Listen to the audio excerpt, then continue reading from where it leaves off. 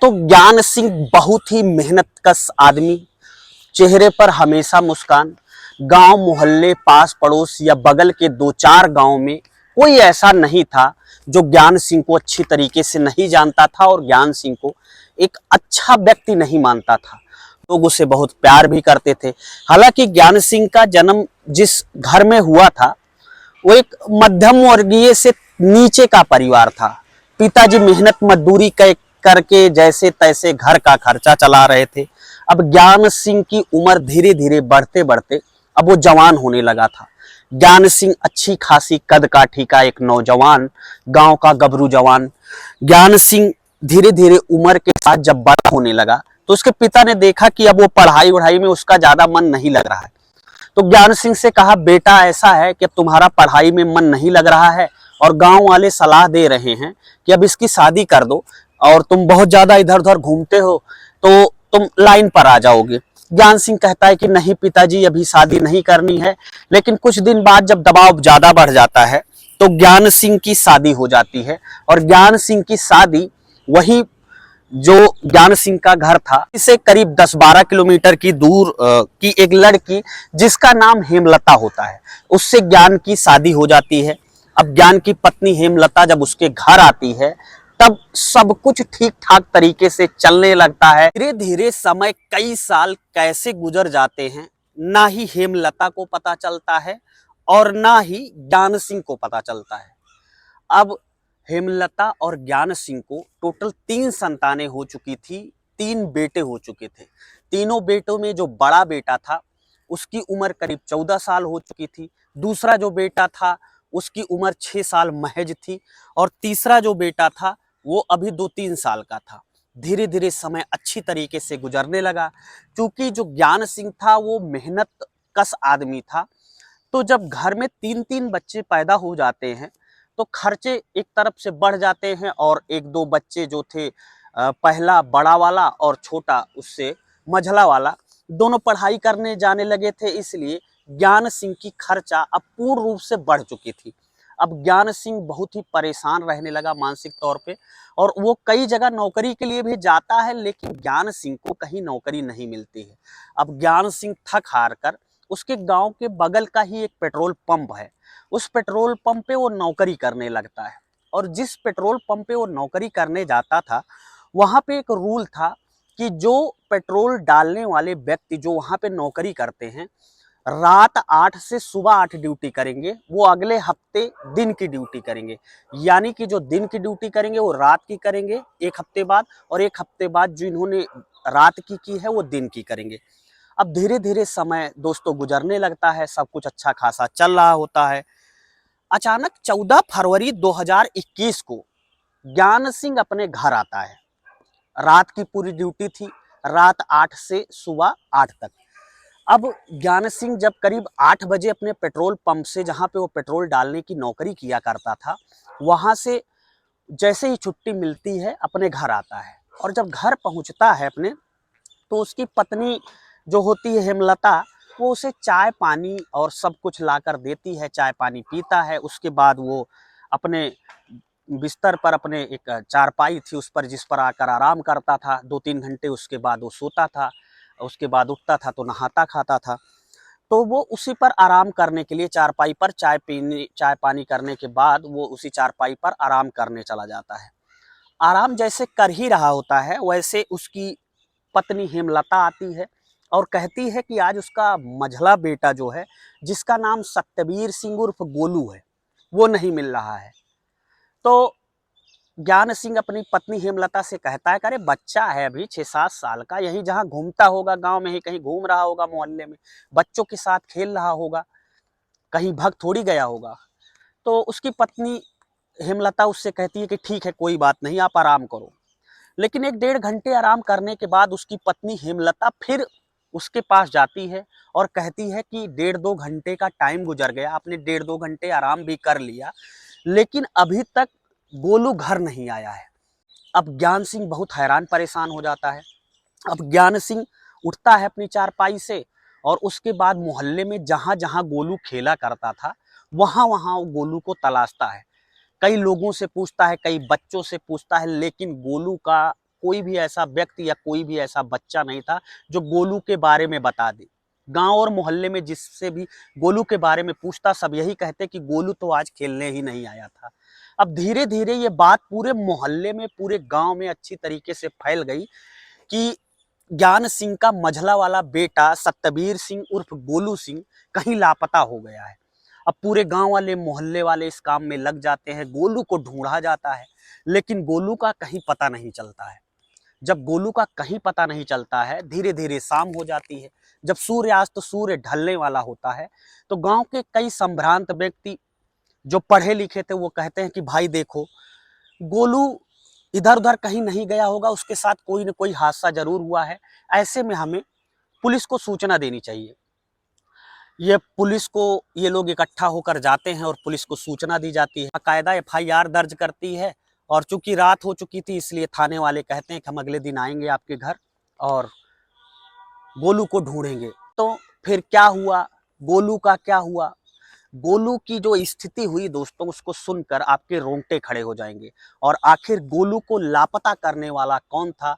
Last में गोलू का मृत शरीर पाया जाता है। आखिर गोलू का हत्यारा कौन था? आखिर किस वजह से गोलू की हत्या की गई थी? बहुत ही दर्दनाक कहानी है, रोंगटे खड़ी कर देने वाली कहानी है।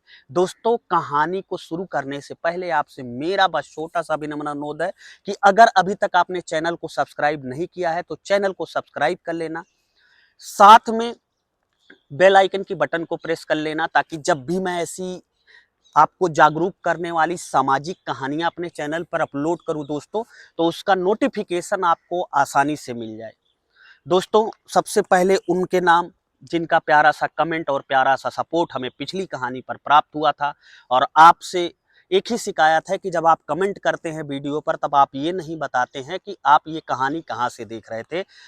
फिलहाल अब से आप ऐसा करिएगा कि अपने कमेंट के साथ आप जरूर ये बता दीजिएगा कि आप पूरी कहानी कहाँ से देख रहे थे। दोस्तों, जिन लोगों का प्यारा सा कमेंट और सपोर्ट हमें पिछली वीडियो पर प्राप्त हुआ था, पिछली कहानी पे प्राप्त हुआ था, उनके नाम हैं सपना रंजीत है मिश्रा हैं, प्रिया दुबे हैं गोरखपुर से, तनु शर्मा हैं, नरगिस बेगम हैं और विकास शर्मा हैं। इन 5 लोगों का कमेंट हमें पिछली कहानी पर प्राप्त हुआ था। उम्मीद है आप पूरी कहानी को लास्ट तक देखेंगे और अपनी दिल की क्या राय है वो हमें कमेंट बॉक्स में जरूर बताएंगे, और ये भी बताएंगे कि आप ये कहानी कहाँ से देख रहे थे।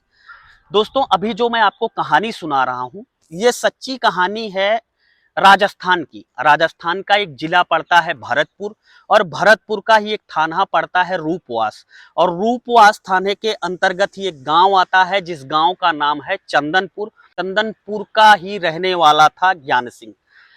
अब पुलिस अगले दिन सुबह आती है, बाकायदा गोलू को तलाश करती है, लेकिन गोलू का कहीं पता नहीं चला। जब गोलू का पता नहीं चलता है, पुलिस अब सारे एंगल से जांच करती है, तफ्तीश करती है, क्योंकि ज्ञान सिंह जो था वो इतना बड़ा आदमी तो था नहीं कि उससे कोई फिरौती मांगेगा, और मिलनसार आदमी था, लोगों से हंस कर बातें कर रहा था। इसलिए गांव और मोहल्ले वाले लोग बताते हैं कि ज्ञान सिंह की कभी किसी से कोई दुश्मनी थी ही नहीं, और ना ही वो इतना बड़ा धनाढ़ आदमी है, इतना बड़ा धनी आदमी है कि उससे फिरौती मांगेंगे किडनैपर। 2-3 दिन तक गोलू को खोजती है, लेकिन गोलू का अता पता नहीं चलता है।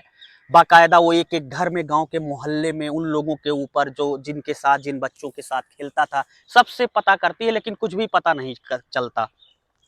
अब 3 दिन के बाद जो थाना अध्यक्ष होते हैं रूपावास के, वहाँ के जो एसएचओ होते हैं थाने के, वो अचानक सुबह सुबह बैठे होते हैं, अपने कुछ सिपाहियों को, हमराहियों को बुलाते हैं और कहते हैं कि यार, हमने पूरे गांव में तलाशी ली, यहाँ तक कि ज्ञान सिंह के घर में, पड़ोसियों के घर में तलाशी ली, लेकिन मेरे निगाह में एक बात खटक रही है। दरअसल ज्ञान सिंह के घर के सामने गोभी का खेत है जिसमें गोभी लगी हुई है, गोभी के फूल आए हुए हैं।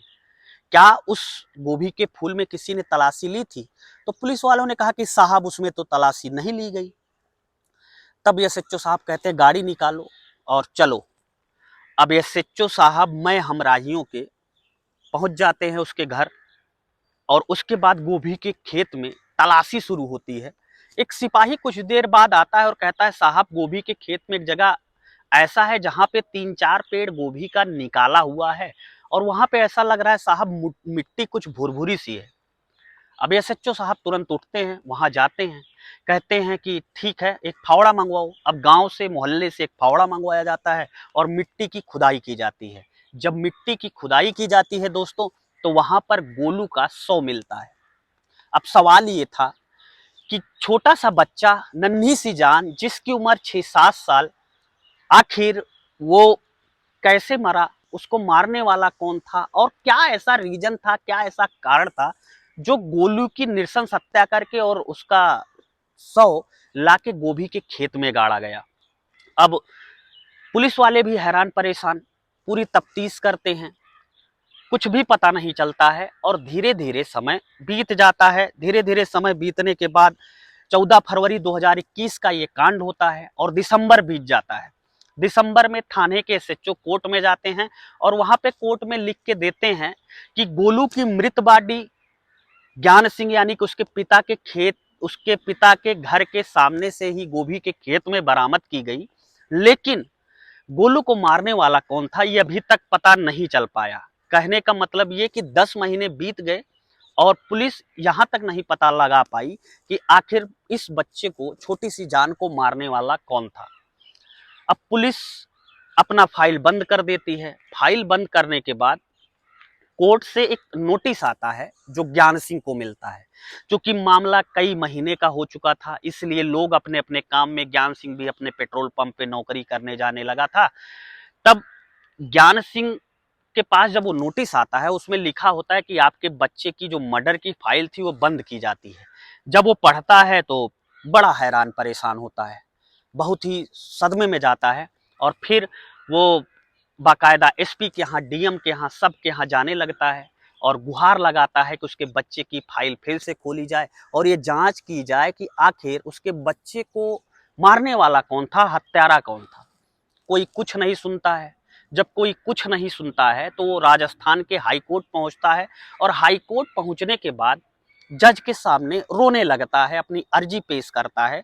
अर्जी पेश करने के बाद जज साहब जब पूरे मामले को सुनते हैं तो एक बार जज साहब के भी रोंगटे खड़े हो जाते हैं और जज साहब फिर अपनी कलम निकालते हैं और एक आर्डर देते हैं भरतपुर के डीएम और एसपी को कि चाहे जो भी हो, जैसे भी हो, हमें 30 दिन के अंदर कातिलों का पता चाहिए और आखिर गोलू यानी सत्यवीर सिंह, जिसकी उम्र महज 6 वर्ष थी, उसको मारने वाला हत्यारा कौन था। अब जब कोर्ट से ये लेटर आता है तो एसपी डीएम सबकी हालत खराब हो जाती है। अब पुलिस की जांच फिर से दोबारा लगाई जाती है। अब पुलिस बारीकी से जांच करती है और धीरे धीरे 20 दिन बीत जाता है, लेकिन कोई भी सुराग नहीं मिलता। पुलिस अपनी जांच पर नहीं पहुंच पाती है और फिर 5 दिन बचे थे, पुलिस अपना पूरा जोर लगा देती है। पुलिस जब अपना पूरा जोर लगाती है दोस्तों, उसके बाद पुलिस गांव के कुछ लड़के जो नौजवान थे, नशेड़ी टाइप के थे, उनको दारू, बियर, नशे की चीजें देने लगती है ताकि वो कुछ राज उगले। लेकिन 2 दिन और बीत जाता है, बचता है 3 दिन। 3 दिन के अंदर कोर्ट में फाइल सबमिट करनी थी। पुलिस अधिकारियों का जो टीम जांच कर रही थी उसके ऊपर बेतहाशा दबाव बन रहा था, इसलिए पुलिस अपना हर पैंतरा खेल रही थी। अचानक शाम को जब 2 दिन बचे थे तो शाम को एक गांव का लड़का फोन करता है, कहता है साहब मेरे नजर में एक बात बहुत खटक रही है। पुलिस वाले पूछते हैं भाई बताओ क्या, क्योंकि पुलिस वालों को समाधान चाहिए था। वो कहता है साहब ज्ञान सिंह रात्रि 8 बजे पेट्रोल पंप पे नौकरी करने जाता है, तो उसके बड़े भाई का लड़का यानी कि उसका सगा भतीजा 8 बजे के बाद कभी 8:15 बजे, कभी 8:30 बजे, कभी ज्ञान सिंह के ड्यूटी पर जाने के बाद ही वो घर में घुसता है और फिर 2-3 घंटे बाद बाहर निकलता है। पुलिस वालों ने उससे कहा कि ये खबर पक्की है। उसने कहा कि हाँ ये साहब खबर पक्की है। बोले ठीक है उसका नाम बताओ। अब वो नाम बताता है। जब नाम बताता है तो पुलिस उसका मोबाइल नंबर मांगती है। पुलिस उसका मोबाइल नंबर मांगने के बाद उसकी कॉल हिस्ट्री चेक करती है। कॉल डिटेल जब पुलिस चेक करती है तो उसमें एक ऐसा नंबर आता है जिस पे वो शाम को 8 बजे, कभी 8:15 बजे, कभी 7:50 पे लगातार फोन करता था। जब गोलू की हत्या हुई थी 8-10 दिन कोई कॉल नहीं थी, उसके बाद फिर वही सिलसिला था और गोलू के हत्या के पहले भी वही सिलसिला था। अब पुलिस देखती है कि ये बंदा सिर्फ 10 second, 5 second, 4 second, 3 second, 7 second ऐसे ही बात करता है। अब पुलिस अंदाज लगा लेती है, अंदाजा अच्छी तरीके से लगा लेती है कि 5-7 सेकंड में आदमी क्या बात कर सकता है। दोस्तों आप खुद ही सोचिए 5-7 सेकंड में आदमी क्या बात कर सकता है। बस इतनी ही कि हाँ वो गए मैं आऊं, बस इतनी ही बात हो सकती है। अब वो नंबर मिलाया जाता है कि ये नंबर किसका था जिस पे कॉलिंग कर रहा था ये बंदा, यानी कि ज्ञान सिंह का भतीजा। तो जब वो नंबर निकाला जाता है तो वो किसी और का नहीं बल्कि ज्ञान सिंह की पत्नी हेमलता का था। अब पुलिस हेमलता और ज्ञान सिंह के भतीजे को थाने पर लेकर आती है और दोनों से बारीकी से पूछताछ करती है। दोनों पहले पुलिस को बरगलाते हैं, लेकिन पुलिस जब अपना असली रूप, सही रूप दिखाती है तो दोनों ही पूरे घटनाक्रम का खुलासा करते हैं। अब पुलिस जब उनसे पूछती है कि तुम लोगों ने ऐसा क्यों किया, तो हेमलता और उसका भतीजा जो रिश्ते में उसका बेटा लगता था, उसके जेठ का बड़ा बेटा था, दोनों बताते हैं कि दरअसल ये दोनों अवैध संबंध में थे। 13 फरवरी 2021 को ज्ञान सिंह अपने पेट्रोल पंप पे रात्रि 8 बजे नौकरी करने चला जाता है। तब रोज की भांति ये अपने चाची को फोन करता है हेमलता को, और हेमलता उसे अपने घर में बुलाती है और घर में बुलाती है। दोनों एक दूसरे से काफी देर तक अवैध संबंध बनाते हैं। लेकिन जब वो अवैध संबंध बना ही रहे थे तो 6 वर्षीय बेटा जो सत्यवीर सिंह था, गोलू सिंह, वो जग जाता है। और जब जग जाता है तब वो देखता है कि उसके बड़े भैया यानी कि उसके बड़े पापा के बड़े बेटे और उसकी माँ हेमलता के शरीर पर कपड़े नहीं है। और जब वो देखता है तो वो बच्चा था, उसको क्या पता, उसके लिए कौतूहल का विषय बन जाता है। वो कहता है कि मैं पापा को सब कुछ बता दूंगा। तब हेमलता रोकती है कि नहीं, कुछ मत बताना बेटा। लेकिन बच्चे कई बार ऐसे होते हैं, उनको जो चीज रोको वो चीज अच्छी लगती है, वो हंसते हैं। अब हेमलता और उसका भतीजा बड़ा काफी समझाते हैं, लेकिन वो बार बार हंसकर कहता है कि नहीं। अब ये लोग उससे कहते हैं 20 रुपया ले लो, चॉकलेट खा लो। वो बेचारा 20 रुपए ले भी लेता है, लेकिन 20 रुपए लेने के बाद फिर से वही बात कि नहीं, मैं पापा को बता दूंगा।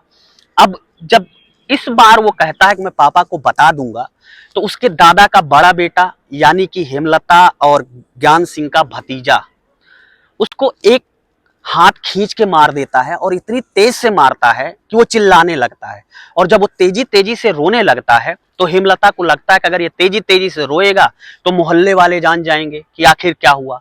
अब हेमलता कुछ देर उसके मुंह पर, वो ताकि तेजी से चिल्लाए ना, रोए ना, उसके मुंह पर हाथ रखती है। और उसके बाद उसका सहयोग उसका भतीजा भी करता है, वो उसके गर्दन पर हाथ रखता है। दोनों उसको तब तक दाबे रखते हैं जब बच्चे की मृत्यु नहीं हो गई।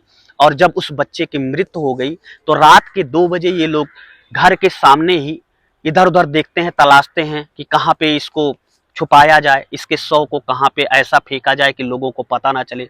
और जब इनको कुछ नहीं सूझता है तो घर के सामने ही एक गोभी का खेत होता है, उस गोभी के खेत में ये लोग उस शव को बेचारे बच्चे के ले जाकर गाड़ते हैं। उस बच्चे के शव को गोभी के खेत में एक गड्ढा बनाकर उसको दफन कर देते हैं ताकि किसी को कुछ पता ना लगे। और ये लोग सोचते हैं कि ये गोभी का खेत है, अभी काफी दिन बाद गोभी कटेगी, तब तक इसका शव गल जाएगा, खत्म हो जाएगा और हम लोग पूरी तरीके से बच जाएंगे। लेकिन पुलिस जब पूरा घटनाक्रम सुनती है तो पुलिस के भी रोंगटे खड़े हो जाते हैं और दोनों को गिरफ्तार करके जेल भेज देती है। दोस्तों तो ये थी आज की कहानी। जमाना कितना बदल चुका है दोस्तों, पूरी तरीके से कलयुग हावी हो चुका है। एक माँ जिसने अपने बच्चे को 9 साल तक अपने गर्भ में, अपने पेट में पाला और उसकी परवरिश कर रही थी, सिर्फ एक गलत, एक अवैध संबंध बनाने के चक्कर में अपने बेटे को ही दुनिया से हमेशा के लिए रुखसत कर दिया। हमेशा के लिए उस नन्ही सी जान को दुनिया से अलविदा कह देना पड़ा एक माँ की हैवानियत ने। कहानी सुनाने का मकसद किसी को हैरान करना या परेशान करना नहीं था।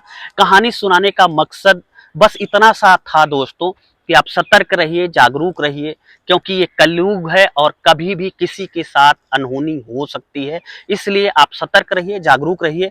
दोस्तों कहानी आपको कैसी लगी और आप हेमलता और ज्ञान सिंह और उसके बेटे और उसके भतीजे के बारे में क्या कहना चाहते हैं, आपकी क्या राय है, आप कमेंट बॉक्स में जरूर बता दीजिएगा। और ये भी बता दीजिएगा आप कहानी किस प्रदेश से, किस जिले से, किस राज्य से, कहां से सुन रहे थे। दोस्तों मिलता हूं ऐसी ही एक नई कहानी के साथ आपको जल्द ही। तब तक के लिए जय हिंद, वंदे मातरम।